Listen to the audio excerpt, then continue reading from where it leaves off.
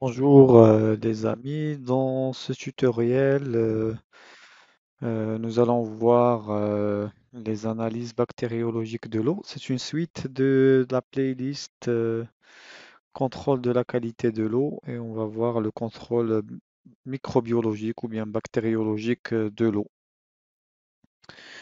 Alors, les micro-organismes se retrouvent partout dans l'environnement. Parmi eux, il y en a des bénéfiques et d'autres qui peuvent être utilisés comme indicateur microbiologique de la qualité de l'eau potable. L'eau ne doit contenir ni microbes, ni bactéries pathogènes, ni virus qui pourraient entraîner une contamination biologique.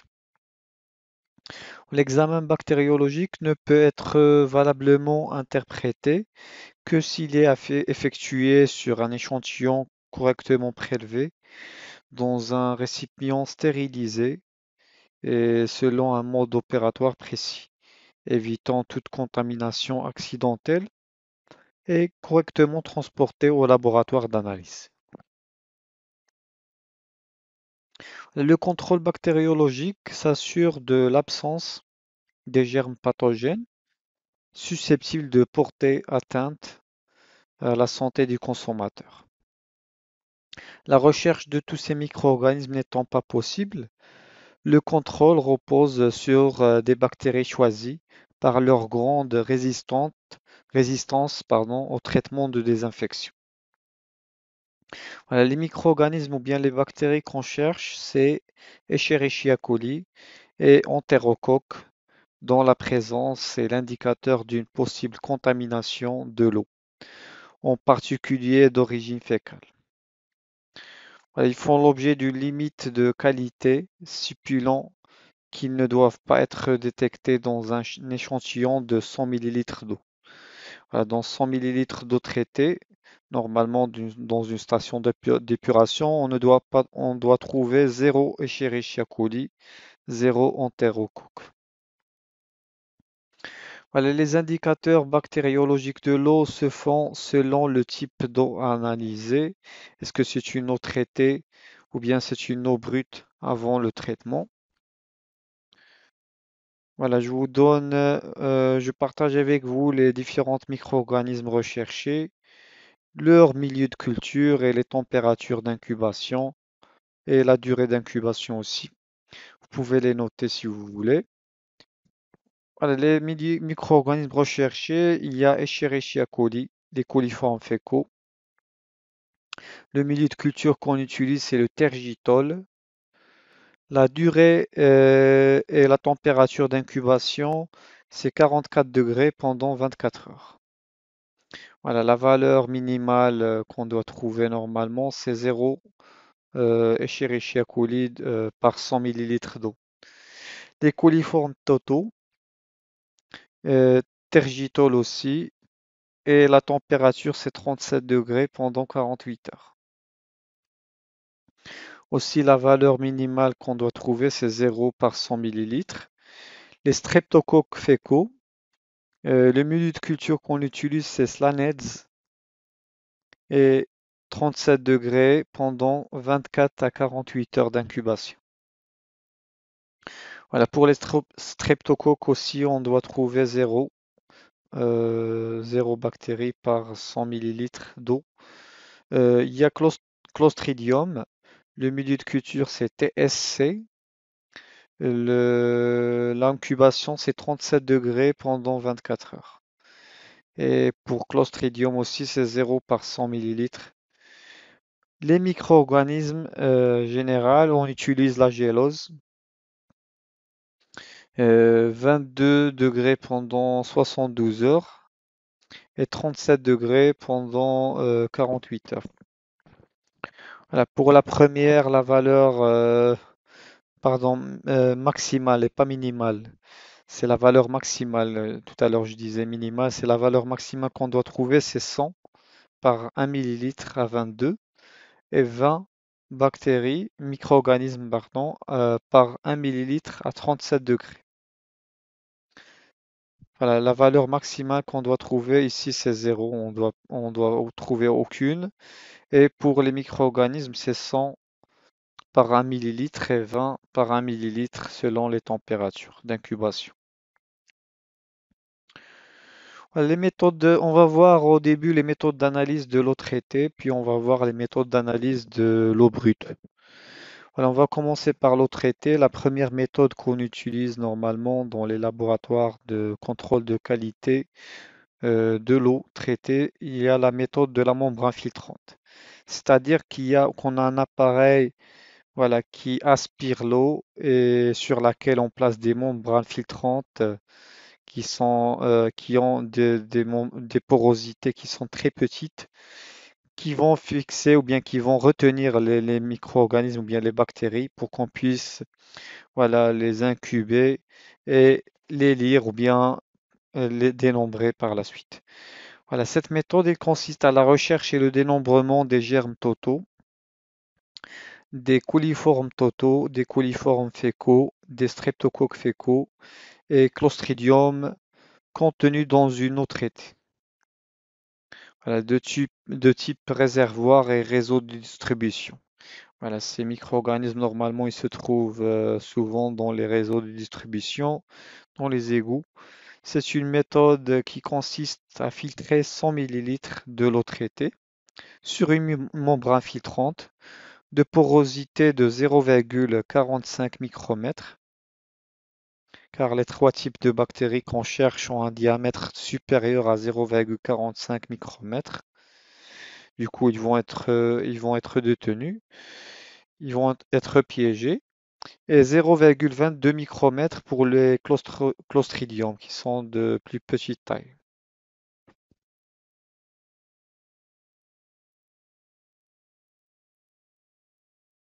Voilà, ensuite, après filtration, on met la membrane, on prend la membrane on la met dans une boîte de pétri.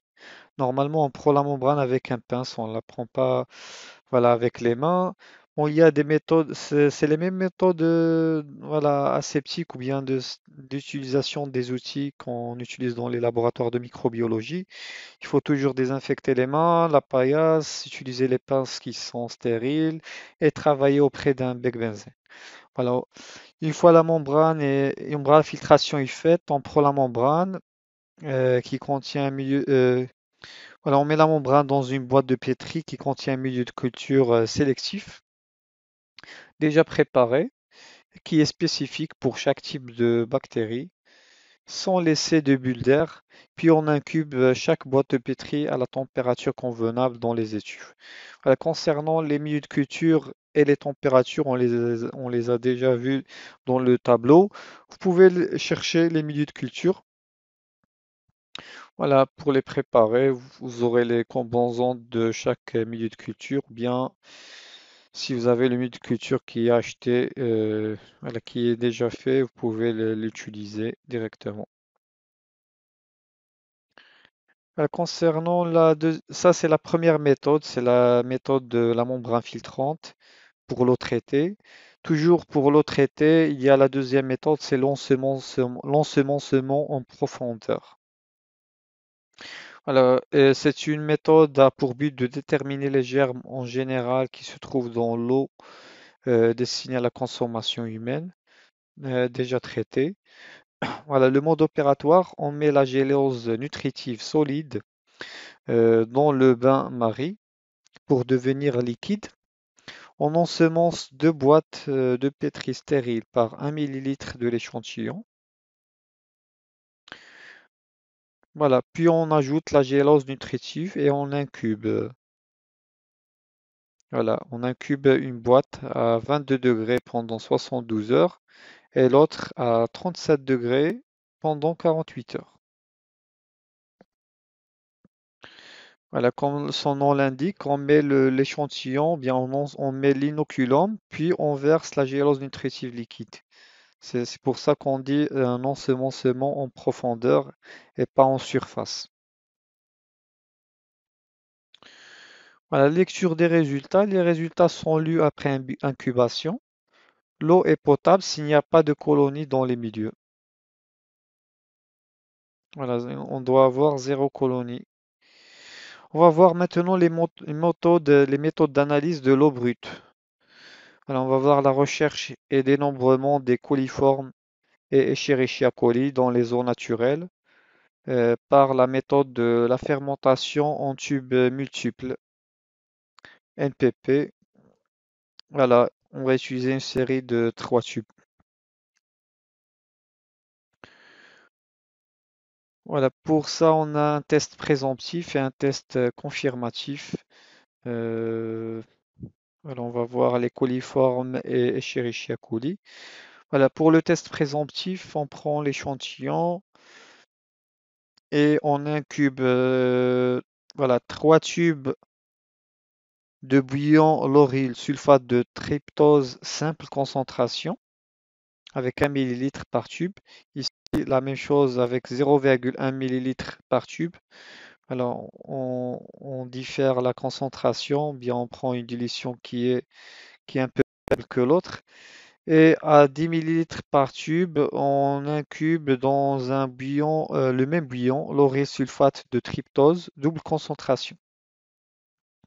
Puis on incube à 37 degrés pendant 48 heures.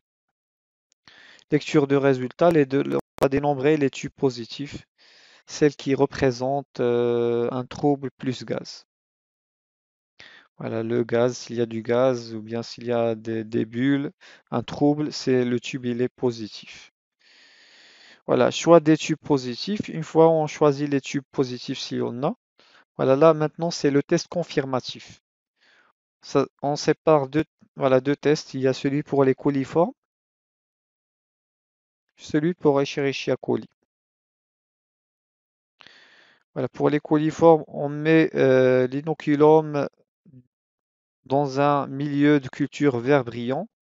Pour Escherichia coli, on met en EC médium. Voilà, pour les coliformes, on incube à 37 pendant 48 heures. Voilà, pour Escherichia coli, on incube à 44 pendant 24 heures. Voilà, puis on dénombre voilà, les tubes positifs pour les deux, pour les coliformes et Escherichia coli. Toujours, c'est la même chose. Les tubes positifs, c'est du gaz plus trouble. On incube, voilà, on ajoute de l'eau peptonée, puis on incube à 44 pendant 24 heures. Puis on fait le testindol réactif de Koyak. Ça, c'est pour Escherichia coli. Et pour les coliformes, choix du triplet. Voilà, on choisit nos tubes positifs. Et la lecture de résultats, on utilise lecture sur table de McRady. J'ai déjà, voilà, j'ai déjà réalisé une vidéo qui montre comment lire, comment utiliser la table de McRady, comment utiliser les milieux de culture liquide à 3 tubes et comment utiliser la table de McRady. Vous pouvez le voir dans la playlist, je pense, microbiologie ou bien travaux pratiques de microbiologie. Et l'expression des résultats, c'est on utilise le nombre le plus probable par 100 millilitres. Là, j'ai bien détaillé ça dans une autre vidéo, vous pouvez la voir. Alors, on va voir maintenant pour l'eau brute toujours, la recherche et dénombrement des entérocoques. On commence toujours par le test présomptif. Voilà, et la même chose, on utilise un bion glucosé à l'azoture simple concentration, un autre à double concentration. Toujours celui à double concentration, on le semence avec 10 millilitres par tube. Et celui à simple concentration, on utilise le 0,1 et le 1 millilitre par tube. On incube à 37 pendant 48 heures toujours, même pour les entérocoques. Et on dénombre voilà, les tubes positifs. On sélectionne les tubes positifs. Et pour les entérocoques, c'est les tubes qui ont, voilà, qui ont un virage du pourpre au rouge. Voilà, une couleur pourpre au rouge et dépôt au fond du tube. S'il y a un dépôt au fond du tube, et il y a, voilà, ça devient rouge. Voilà, une fois on sélectionne les tubes positifs, on les incube à 44 pendant 48 heures.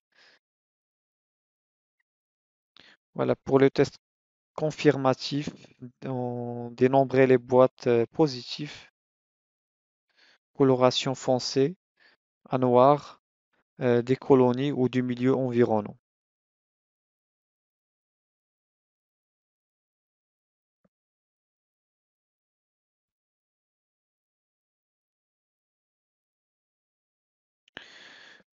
Voilà, on peut utiliser un test catalase. On choisit aussi un triplet pour utiliser la table de Macrady comme tout à l'heure.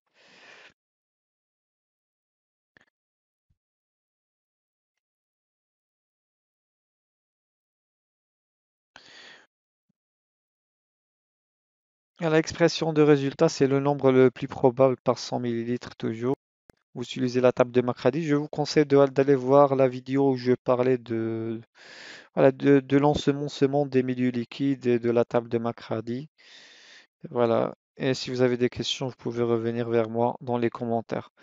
Voilà, remarque, si nécessaire, faire des dilutions avant l'ensemencement des échantillons et tenir compte dans l'expression des résultats.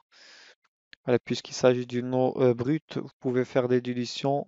Voilà, c'est ce qu'on a fait aussi, mais voilà, vous pouvez diluer plus avant l'ensemencement des échantillons, parce que c'est une eau qui n'est pas traitée, qui contient beaucoup de germes normalement. Voilà, j'espère que la vidéo va vous aider. Et voilà, vous pouvez laisser vos avis et abonnez-vous pour recevoir plus de tutoriels concernant l'eau, concernant la biologie en général. Je vais continuer à faire des vidéos. Voilà, concernant la microbiologie, la biologie cellulaire, etc., la génétique, pourquoi pas. Voilà, excellente journée, au revoir.